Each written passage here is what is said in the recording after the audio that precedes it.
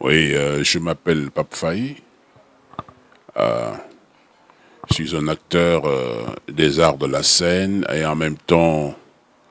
auteur. Je suis le coordonnateur de la cellule de communication de Miss Sénégal Nouvelle Vision. Voilà. Très bientôt monsieur Faye Sénégal dinañ participer ci Miss Monde décembre tout est fait prêt programme bi fu mu toll. ñun bi yàlla dogalee ñu tànn ki nga xamante ne kii mooy Penda Sy nekk dëkk Tambacounda nekk Miss Tamba ci élection yi ñu jublu élection Miss Sénégal bi ñu war a amal ci mois de novembre bi bokkul ak élection mondiale pour Miss yi gën a fës ci àdduna bi ñu war def seen jongante 16 décembre 2021 yegguñu ci waaye moom ci boppam comme yàlla dogal na ne moom la ñu tànn bi nga xamante ne xool nañ ni lii comité mondial bi doon laaj ci ay critères ay façon ay waxin ci anglais ndax maîtrise na anglais ndax temps bi ñu laaj am na ko ndax taay bi ñu laaj am na ko voilà yooyu yëpp bi ñu xoolee ne mu ngi ci moom te itam jamono yooyu fekk na passeport am valide na ñu dal di ko rek tànn waxtaan ci comité mondial bi ñu ne baax na parce que boo ko tànnee foo nga da ngay yóbbu da ngay wane ay dossier de voyage document de voyage yooyu yëpp parce que ñoom dañuy teel préparer seen i mbir waaw am na nag ñoo xamante ne ñi ngi fi woon wax dëgg yàlla ñu ñett la ñu woon mais ñooñu yàlla dafa dogal dafa am ñoo xam ne contrat da leen lié ak yenn structures yi pour seen jóg dem day du yomb te day laaj ay négociation yu métti beneen bi am ñu woon ñu am na ñenn ñoo xam ne amuñu woon passeport ci jamono yi nga xamante ni comité mondial bi ñu teg pression pour ñu envoyer document de voyage ak yooyu yëpp quoi ak seen i CV ak yooyu da ci am solo waaw moo tax ñu finalement ñu jël Penda Sy am na passeport yi ni ñuy laaj ci ba am na ko donc mën na dem représenter yi le Sénégal te macha allah yàlla may na ko am na star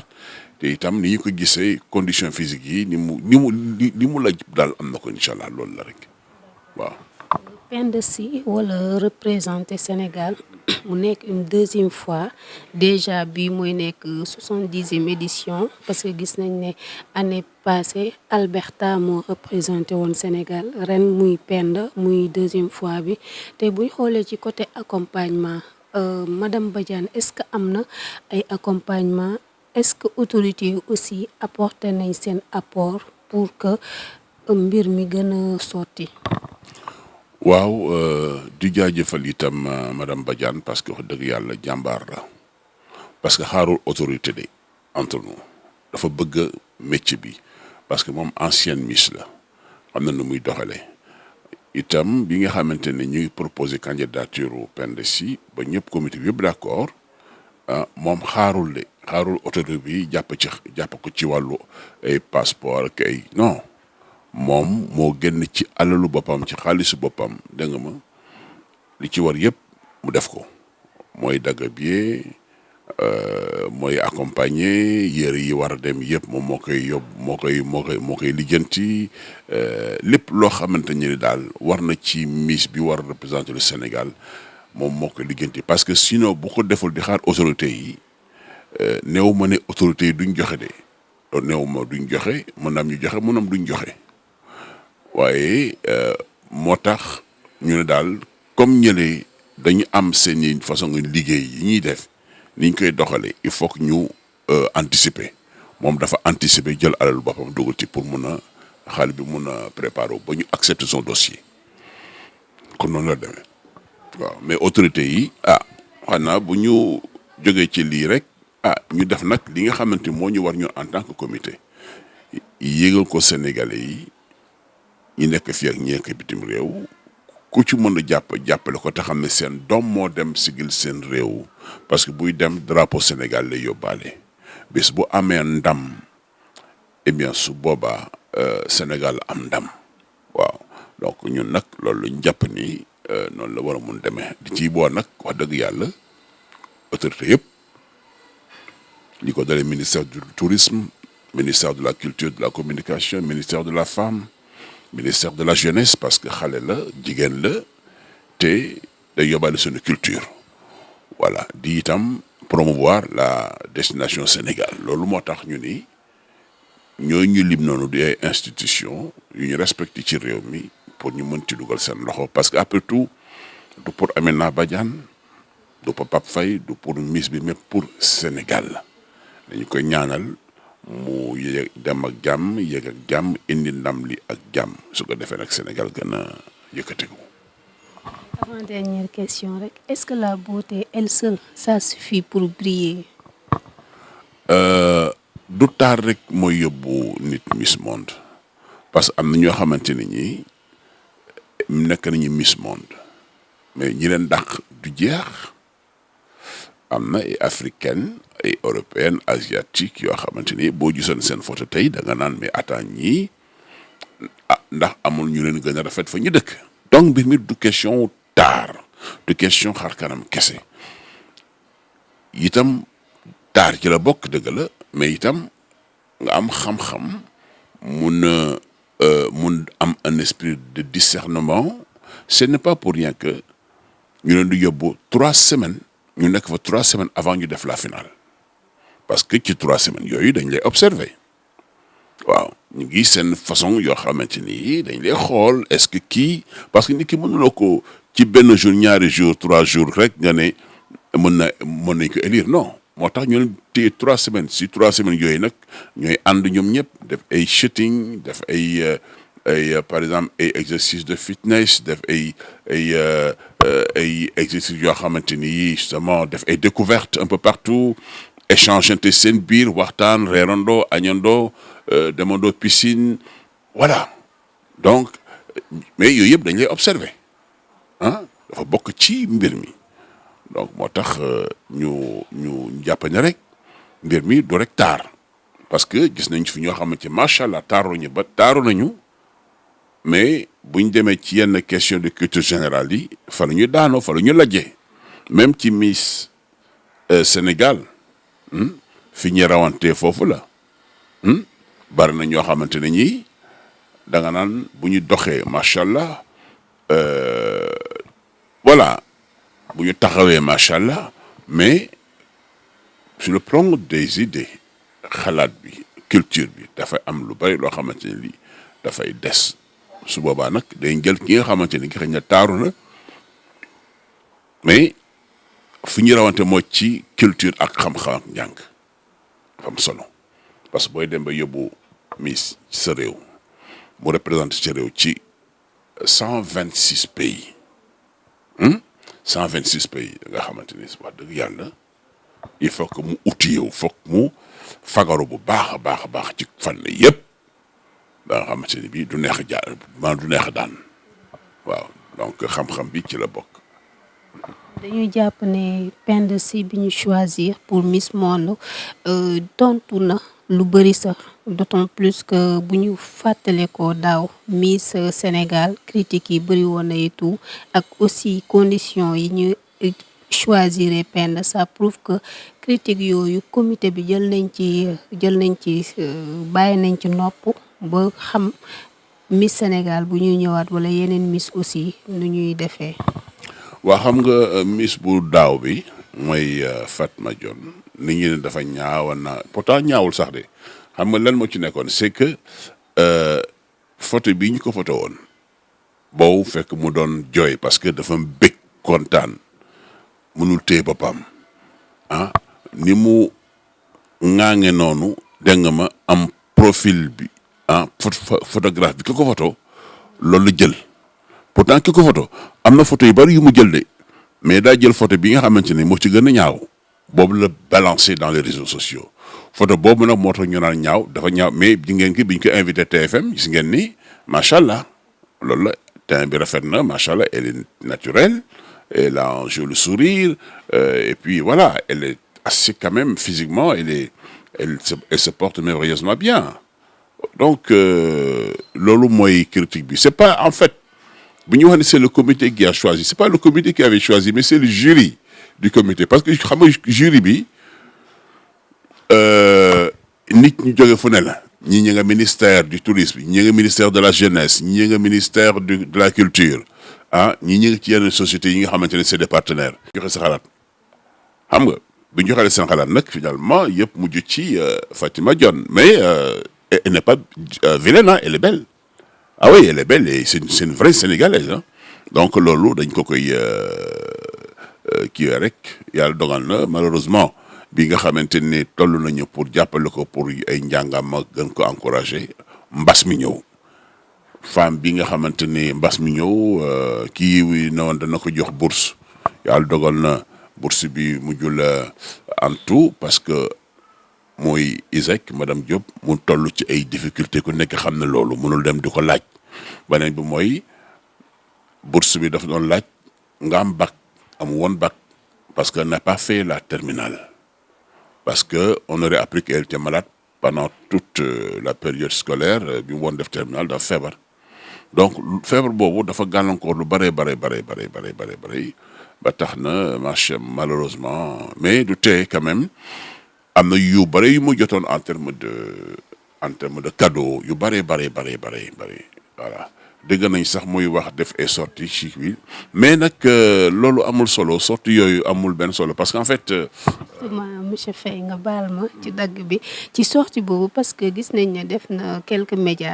tours des médias di ne oto biñ ko digoon ak aussi yenn cadeau yuñ ko digoon ba tey jotu ci. loolu danaa ko leeral nag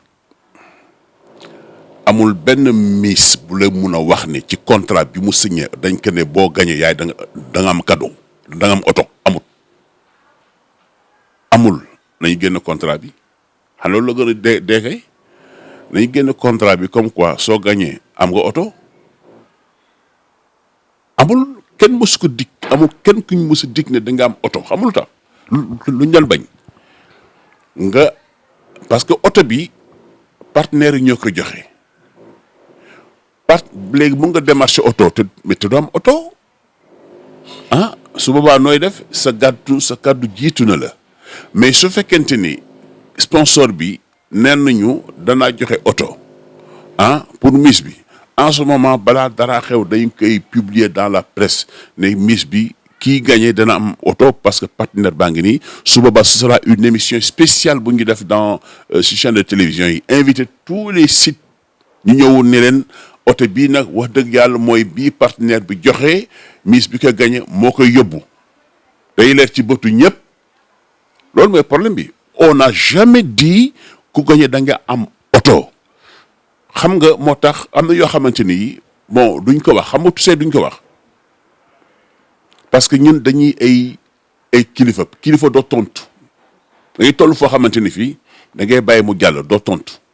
waaw xëy na bés bu ñëwee bés dana mosu ñëw nga leeral mbir mi donc li may leeralal askan wi mooy que ni mosuñu dig oto benn miss amut newul seen contrat yi seen convention yi newu ci c'est ça la vérité bon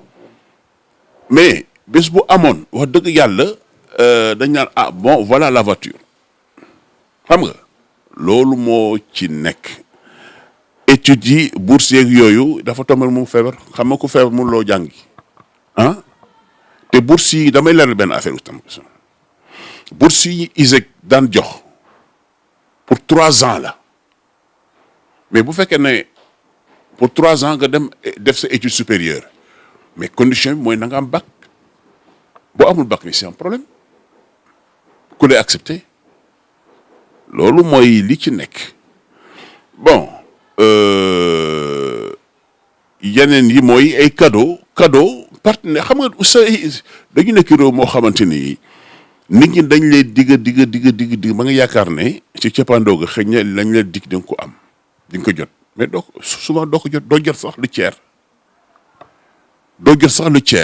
mais ki nga xam ne mooy présidente bi moom mooy jël ci lii ko yàlla dénk cës néew dégg nga ma mu bari mu néew si lay jël di dimbali di joxe yenn kii